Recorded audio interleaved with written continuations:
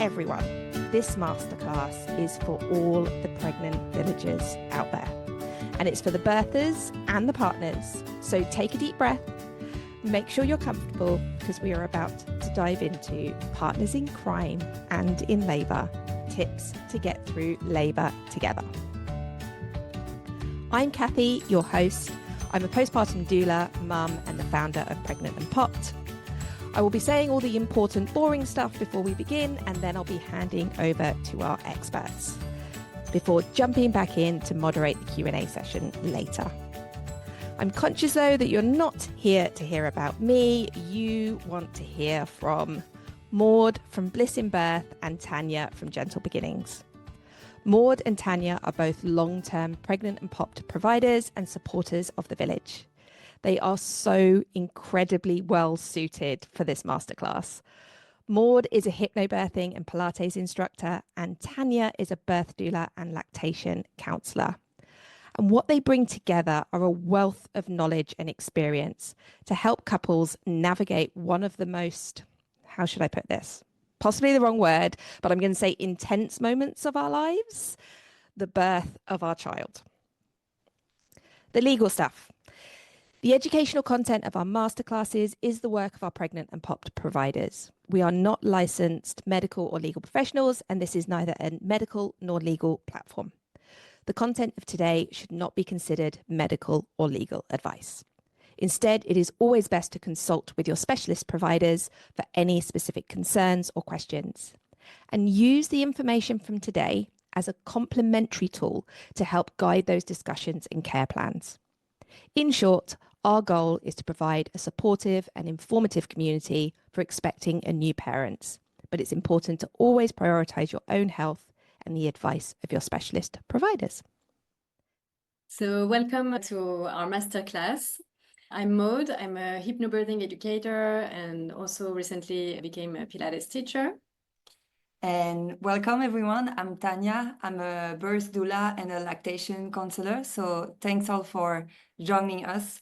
We created this masterclass or this training first for the pregnant and pop fair because we thought that partners were not always really involved, so it was good to empower them and show them that they can have a huge impact, especially for the pregnancy and especially for the labor. So labor part is now.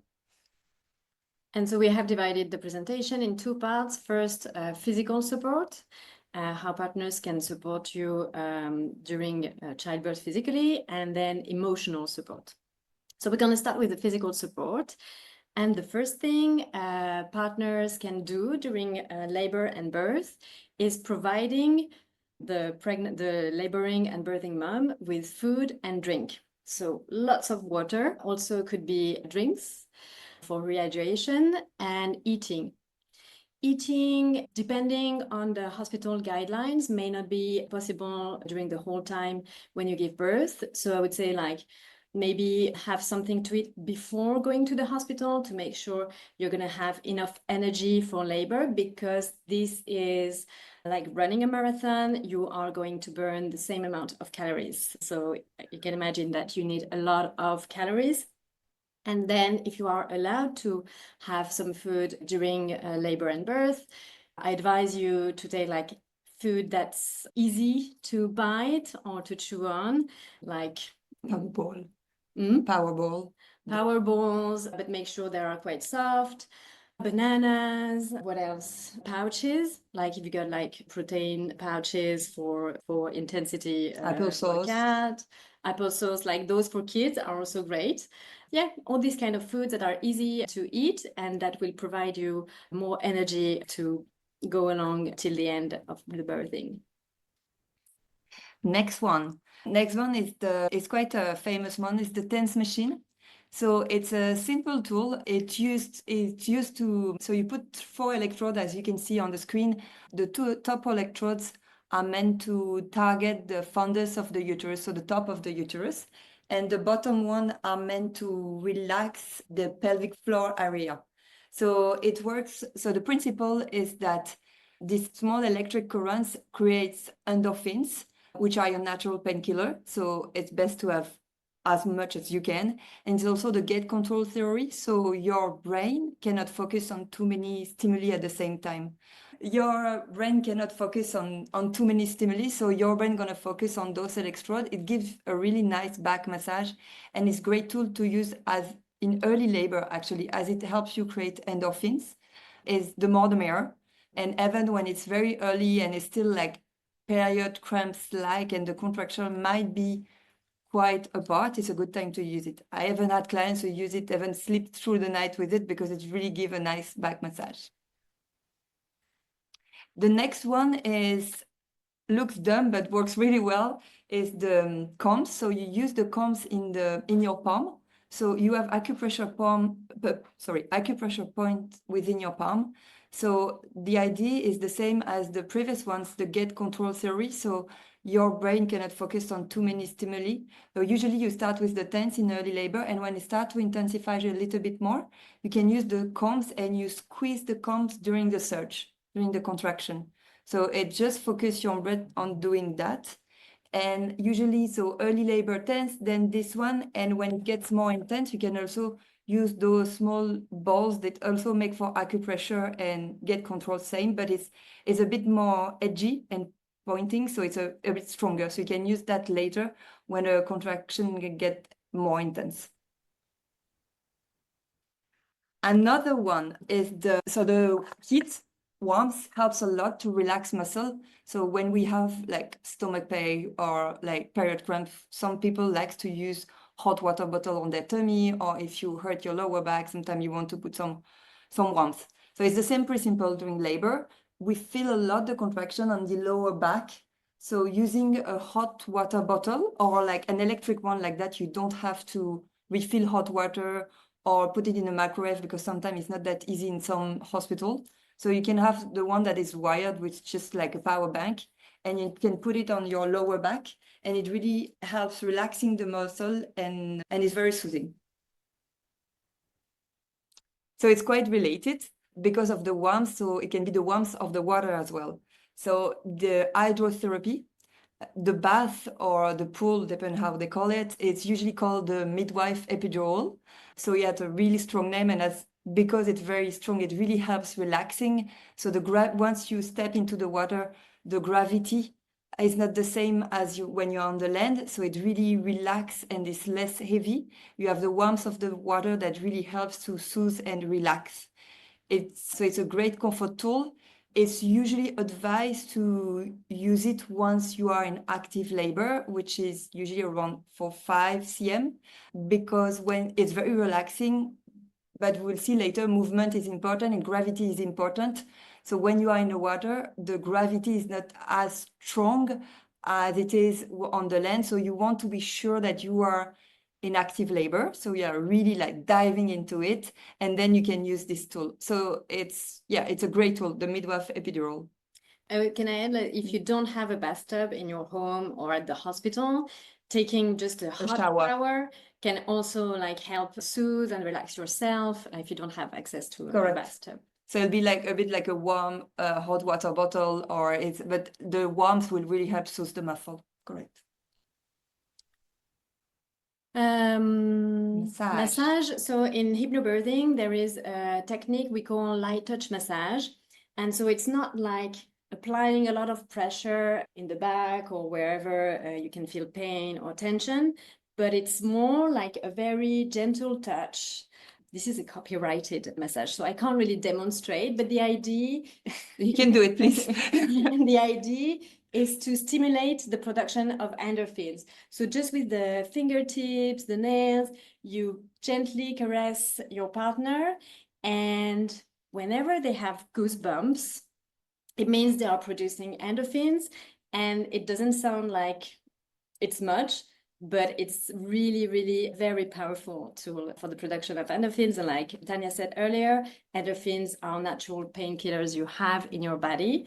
So you can enhance that with light touch massage. The other one that is also based on touch is the acupressure that we can do with our hands. So we've seen acupressure done with like some tools, but we can actually do it with our hands. So we have several points in the body that are meant to help us for some different purpose.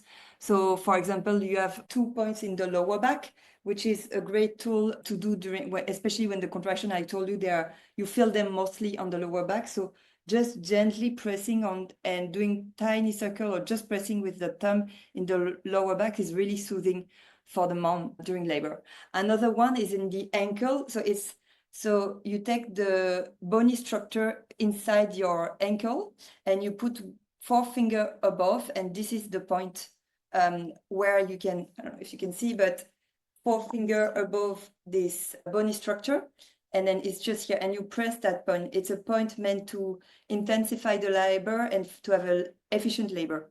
You also have one under the feet, in the middle of the feet, where you can press also.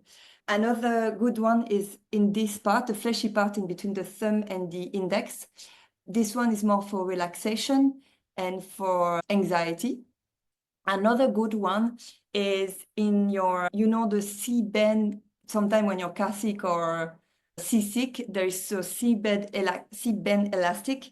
So it's the same idea. So it's a point that is, so it's 2 fingers above the wrist, and it's just there. And pressing there helps for nausea and vomiting that sometimes some women might have during labor.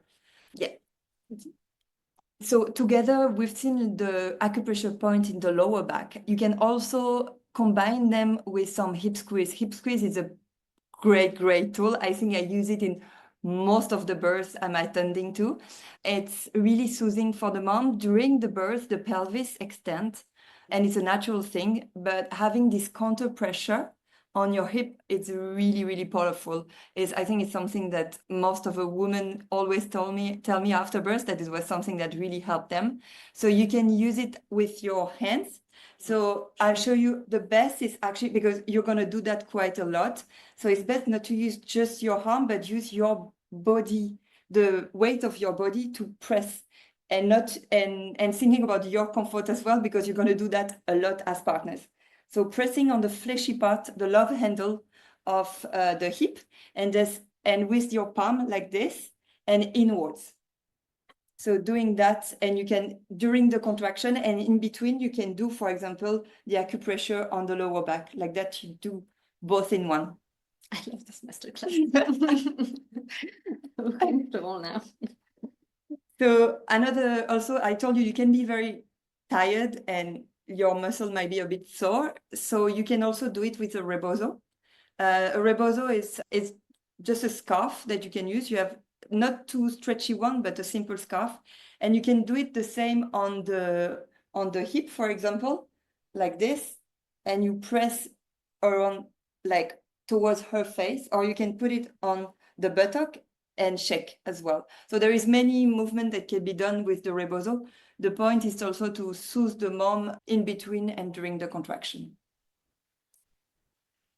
Then there are breathing techniques. So one very important breathing technique that we teach in hypnobirthing is called the can breathing. So in hypnobirthing, there are 3 breathing techniques. And so the first one is used to send a message to your body to go into what we call the parasympathetic sphere. So it's your autonomic nervous system feeling safe and secure. So with the breathing, you send a message to your body that everything is all right. So you release tensions. So we can practice now. The idea is to inhale and exhale through the nose. And you inhale to the count of 4, pause, and exhale to the count of 8. So together, inhale 2, 3, 4, pause, and exhale 2, 3, 4, 5, 6, 7, 8. Inhale 2, 3, 4. Pause, exhale 2, 3, 4, 5, 6, 7, 8. And you see like how the exhale is longer than the inhale, is to reset the air inside your lungs, really get rid of all the carbon dioxide in your lungs. And the other thing is you can pair that with visualization. Imagine that your belly is inflating when you inhale, like you inflate a balloon inside it, and then you deflate the balloon. So I teach it breathing in and out through the nose so that the jaws stay relaxed at all times. It's also okay to sigh on the exhale, but usually we teach in and out through the nose because people are not used to doing it. So it's good to exercise and practice both. Another part of labor, and a huge one, is movement. As Maud said earlier, it's a marathon, so you need fuel for your marathon, so food and all those techniques, but you need also to move during labor. We usually say during the early part of labor, you can do positions that are what we call UFO. It stands for upright, so upright position, forwards, and knees open. So the point is, like in this, with those cues, you open the inlet of your pelvis. So it's when your baby needs to go down and in the inlet of your pelvis until here.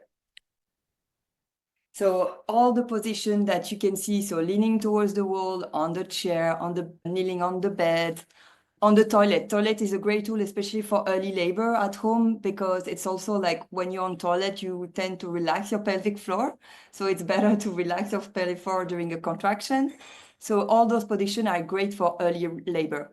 When you are more advanced into the labor, it's good to incorporate position where there is imbalance in your pelvis. So there is either one knee higher or one ankle higher than the other. So it can be, for example, 1 foot on the chair with someone that is on your side, or you can put you on all four and one yoga block under one knees. Try to do each side every time. So for example, if you do 1 foot on the chair and you move a little bit and then do the other foot as well, just to have the two sides. So that's some to include when you go towards the end of the labor. And at the end of the labor, because your baby has gone into the inlet of the pelvis, but you need to open the outlet of the pelvis for the baby to basically be birthed. So for that, it's same upright forward, but at that point, you need to put your knee together and your ankle apart. And you can even try yourself if you sit down and you put your hands below your butt and you feel your bones, your sit bones. If you put your knees together and ankle apart, you will see that they expand, rather than if you do the opposite, they come inwards. You can even feel it. So it gives you the idea. So when you are later in labor and for birth, it's better knees together, ankle apart, and movement. So now we're going to talk about emotional support, which is also a very important part for the partner. So the continuity of care is very important. All the appointment that you have before the birth and on the prenatal, you need to really be aligned with your team, whoever is your team. Your birth partner can be your husband, can be your sister, whoever. It can be a doula, it can be, and the staff in hospital. So you need to align that your wishes are aligned with the environment you are and the people in that environment. So it's good, like that you're like safe and secure and you are in that parasympathetic system, as Maud said before. Another point that is a parasympathetic system as well, so the rest and relax nervous system.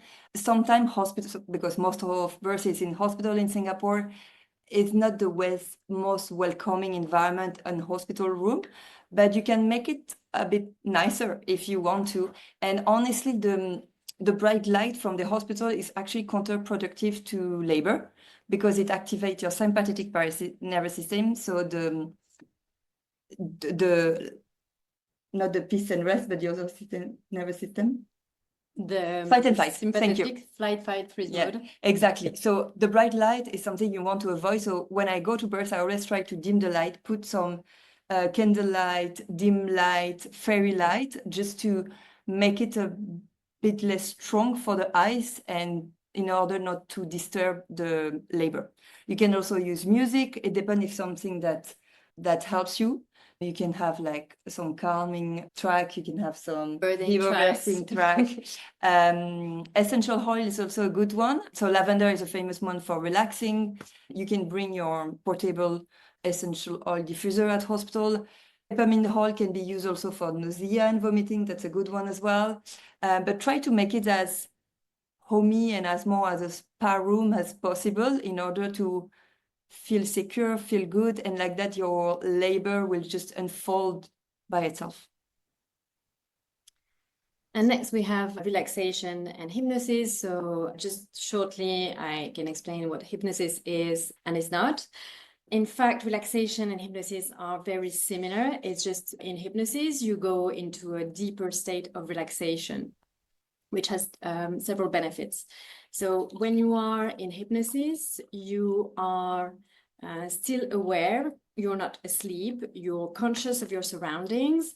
Nobody can make you do things against your will. It's, in fact, every hypnosis is self-hypnosis. So you have to be a willing participant.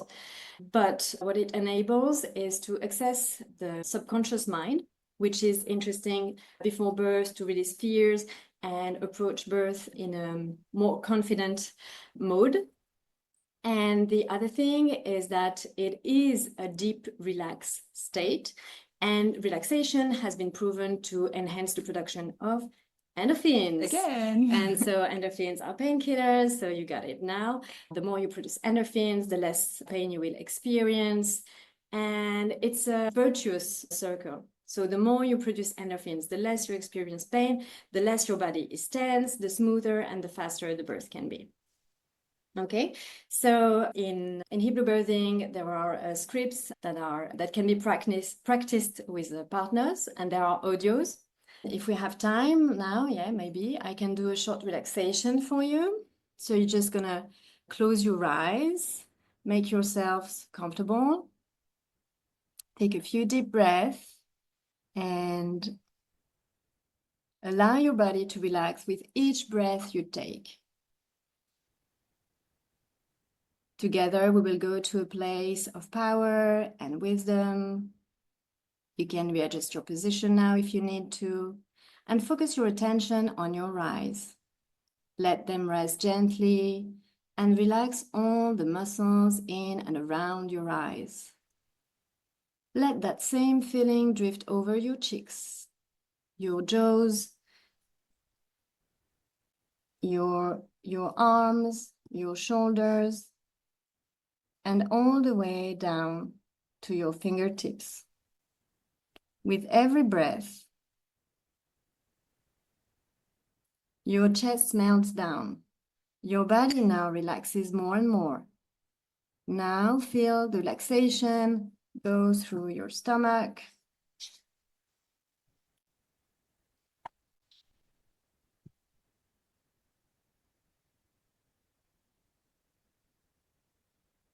your hips, down your thighs, and feel the tingling sensation of relaxation on the soles of your feet. Your body is now loose and limp. Allow your body and your mind to be at rest here.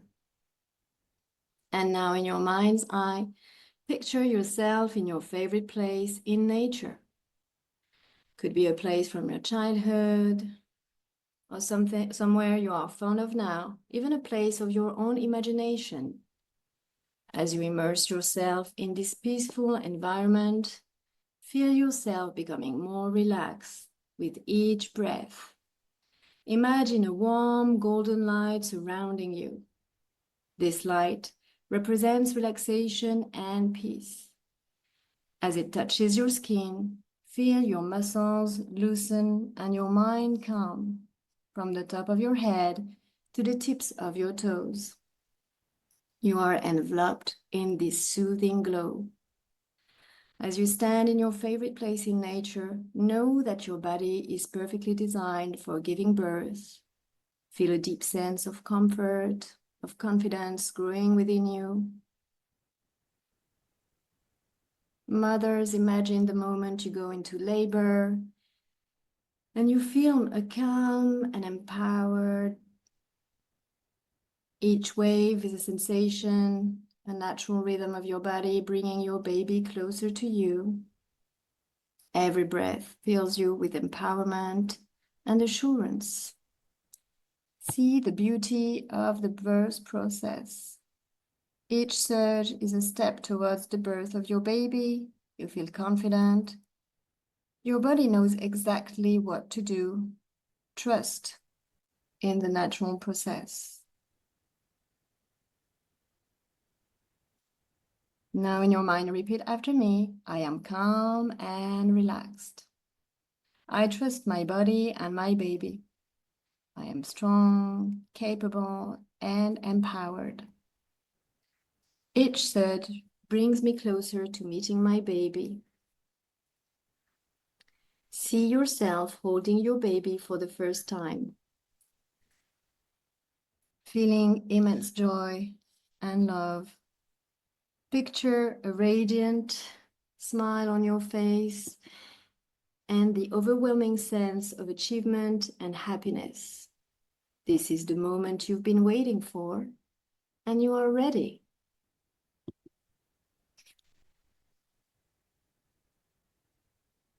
Keep this picture vivid in your mind. You can think of it many times between now and the time you give birth.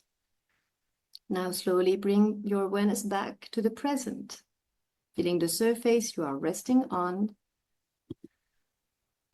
Wriggle your fingers, wriggle your toes, and when you are ready, open your eyes, take a deep breath, and return to the room, bringing with you all the positive feelings of confidence, relaxation, and empowerment. I hope everyone's had a good feeling of relaxation. So after relaxation, another tool that can be super helpful is, of course, you're gonna support your partner with cheers and like reassuring prompts. Something that could help is affirmations. So affirmations are more personal. And so they can be both for the mother and also for the partners. And because, well, partners need to be reassured too.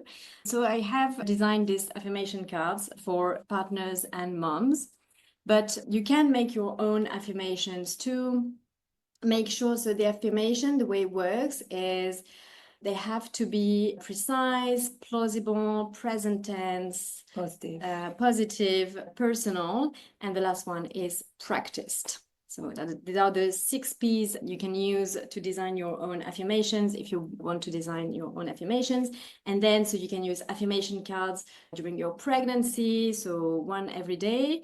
And then you can also print them and posters that you can put to decorate your birth room in the hospital to make it feel more cozy and homey. That's it. Thank you, everyone. I hope you learned some stuff there.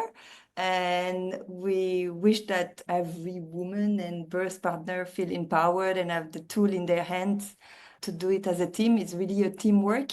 So I hope this gave you some tips, as we said. And if you want to take away the tips that we gave you throughout this presentation, you can just scan the QR code and you will be able to download a free guide for birth partners with all the tools that we mentioned during our presentation. So if you didn't take note, it's fine. We help you. You have the cheat sheet. Absolutely incredible. Thank you so much. We did actually get a very, very cool question that I definitely know Tania knows the answer, and Maud probably does as well. Where can we get our hands on a TENS machine? Yeah. So you have someone in the group, right? Oh, yeah. Well, we've had a few. I mean, I know a lot of the doulas themselves have got access. So if someone engages you as a birth doula. Oh, correct. So if you, almost all birth doula have a TENS machine with them that they lend to their clients. So we actually have a couple of them, a lot of them. So if you hire a doula, then it'll come, and as well as all the tool that is the one I use for birth. Yeah. So you don't have to get those. So the comps, everything, the setup of the room. So everything it comes with me. Yeah. But if you want to do it without a doula, it's completely fine. You can also, there is one called Baby Care TENS, I think. Baby Care TENS, Singapore. Yes, Bridget. Exactly. Yes. So Bridget. She's renting them too. She's renting them as well. So it's up to you. Like if you want some, so if you have a doula, don't bother buying one. But if you want to do it without, you can get one from Bridget. You may correct me, some hospitals provide TENS machine? No. None in Singapore? No. Okay. And some hospital doesn't really hold it to for the technician to approve the machine. So just be prepared if you give birth there, it can be a bit more challenging. Well, that's really interesting to know that the hospitals like do it differently. For any of the other techniques, do you find that they're acceptable? All of the nurses understand, the doctors understand. They don't look at you weird when you're like squeezing a comb. No, they don't. The only one that they're a bit, so the TENS, so one hospital is a bit picky because they're just scared. We try to understand, but I don't really know why. Because it's approved in Singapore. Yeah, it's The approved. government has approved it without any risks. It's just, I don't know. The other one that sometimes they are a bit not really fan of is the warmth. So hot water bottle or everything that is warm. So there is a point for that. And it makes sense is because when you do have an epidural, you lose feeling. So you don't feel the same like warmth that you have without an anesthesia. So I do use sometimes for when my clients have an epidural, when they're cold on the chest, and especially with the epidural when you shivers, which is a normal reaction. It's a side effect of the epidural, but it's just your nervous system that is trying to understand and to cope with the anesthesia. So just having the warmth on the chest just helps relax, relax and rest, and it helps usually with breathing as well. It helps you go through those shivering for an epidural. But if you do have an epidural, no hot water bottle on the back. This is safety. Okay. Otherwise, the rest, just to answer fully your question, the rest, there are some hospitals are more used to see it than other, but I've been working in public and private, and they are quite used to having us and seeing us using all those techniques. And even the nurses and doctors sometimes ask us when they see new tools, and they're also interested. And the TENS, for example, I got many questions from doctors sometimes that want to have them also. That's amazing. I always wonder how people, when they hear things like about the eating and the food and the knees together and the using like the shower and the toilet, those are the three things that I know most people, when I start talking to people, they're like, but I didn't think the hospital would let me. So, especially with the food angle, what's going on there? Why would the hospital be saying no?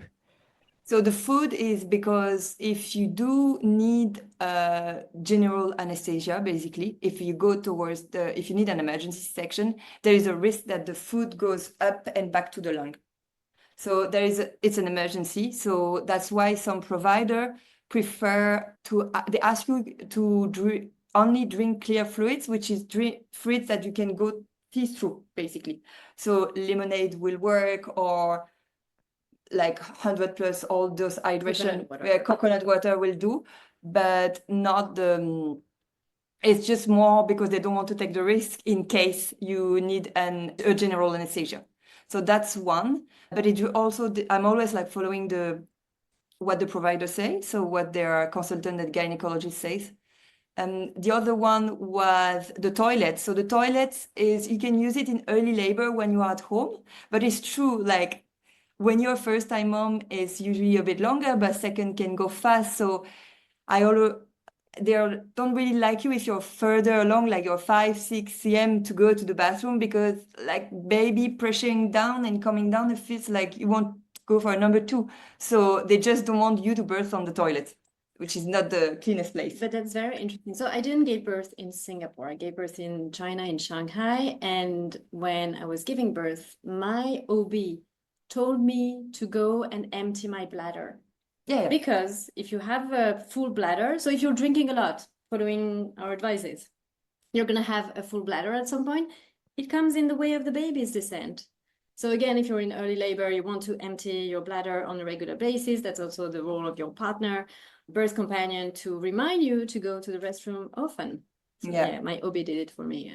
Yeah, when you are like, early labor is completely fine. There is no issue. It's more when it goes later. And it's true, the bladder is completely on the way of the baby being born. So it's something that we always remind our clients as well.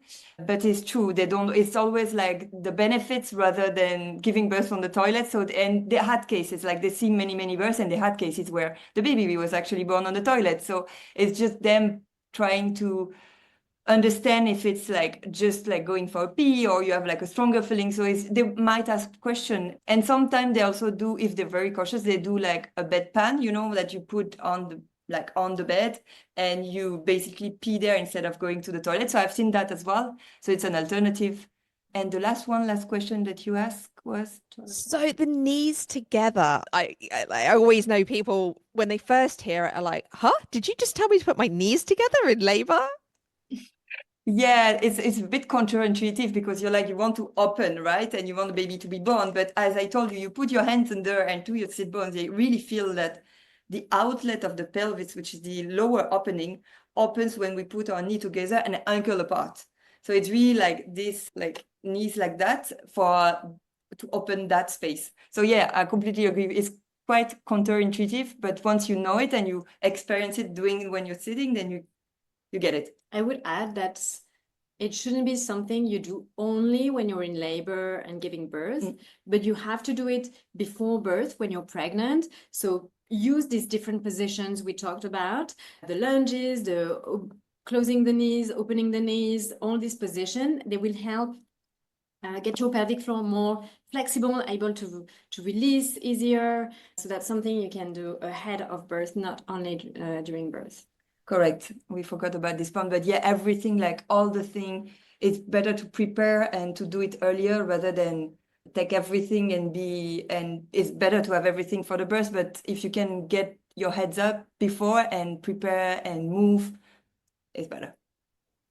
Yeah, I even remember during like checks beforehand, just physically being still with your pelvis, kind of your knees open so that, checks and examinations could be done. I can still remember that my hips would feel, quite achy because I hadn't done what you're suggesting. This is obviously years ago before I knew you all.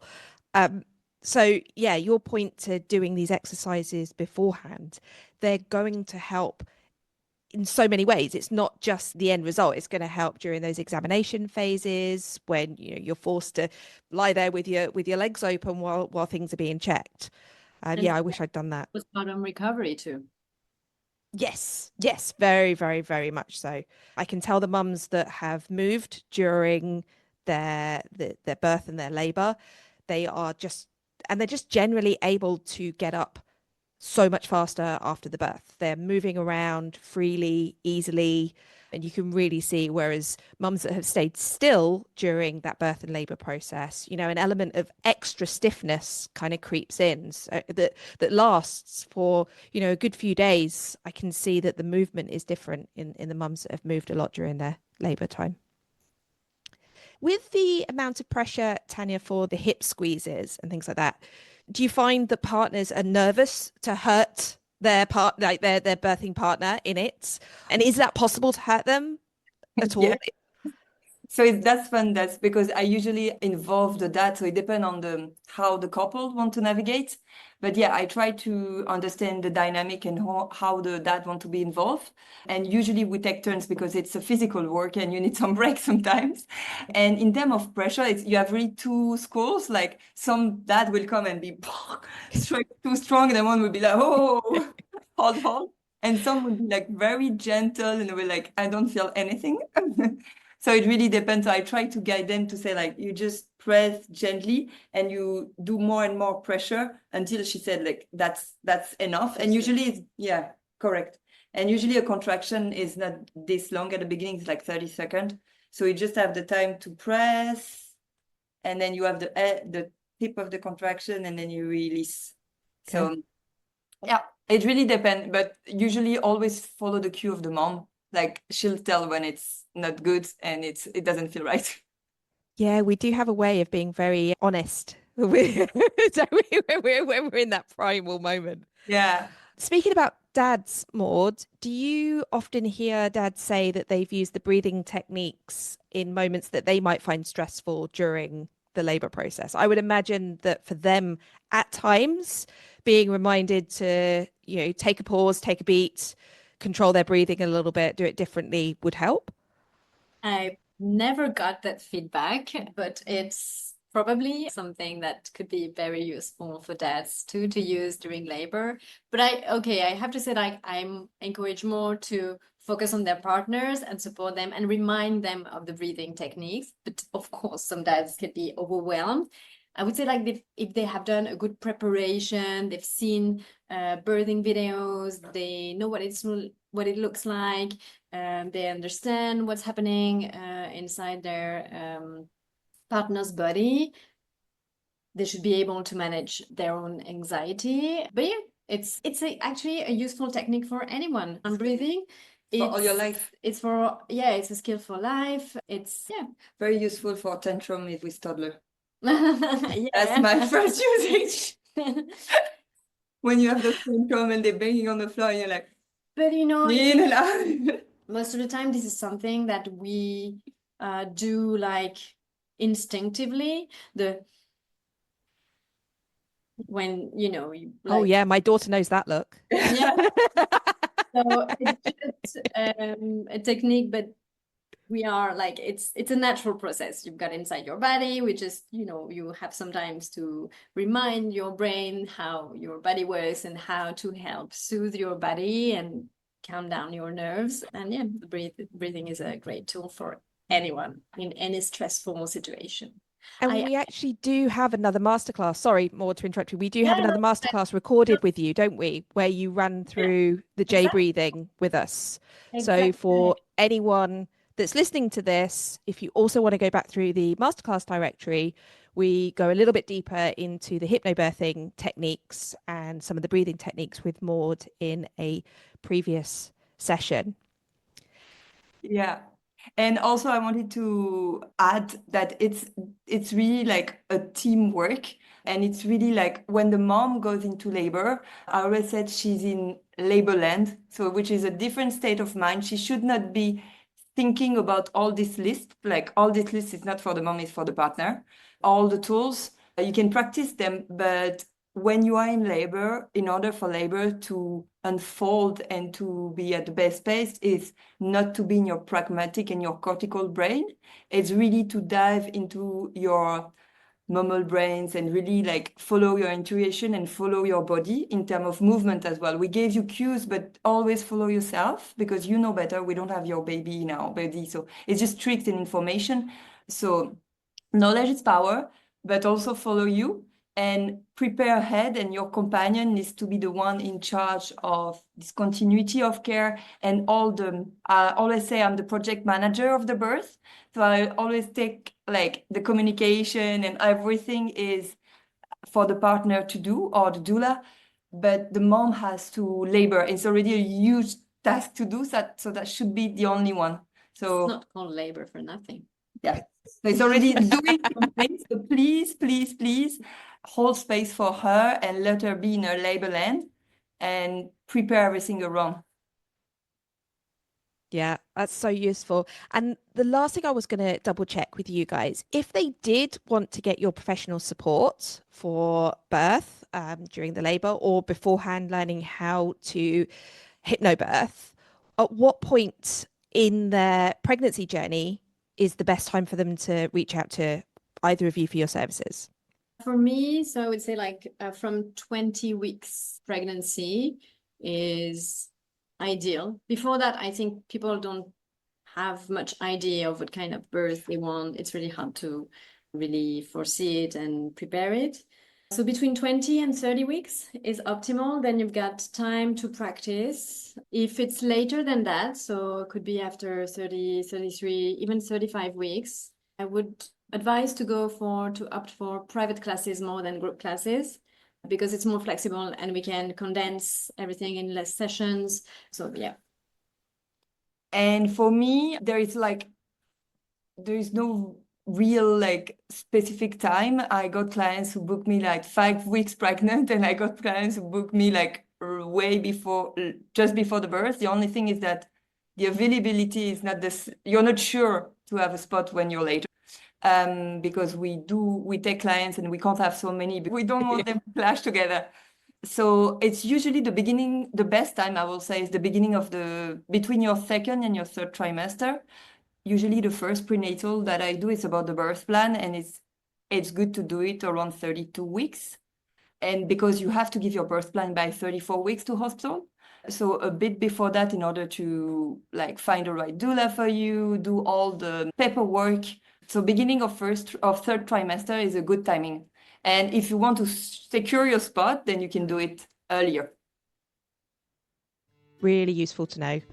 Really useful to know. And I hope some people on the call will reach out to you. I'm sure they can contact you in the village. I know you guys are contactable and you're always there to answer any questions.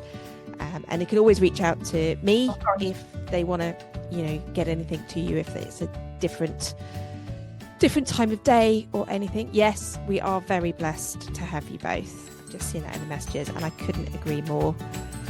Thank you so much for your time today. Thank you to everyone that has tuned in to listen. So everyone, please have a fantastic day ahead and have some wonderful births.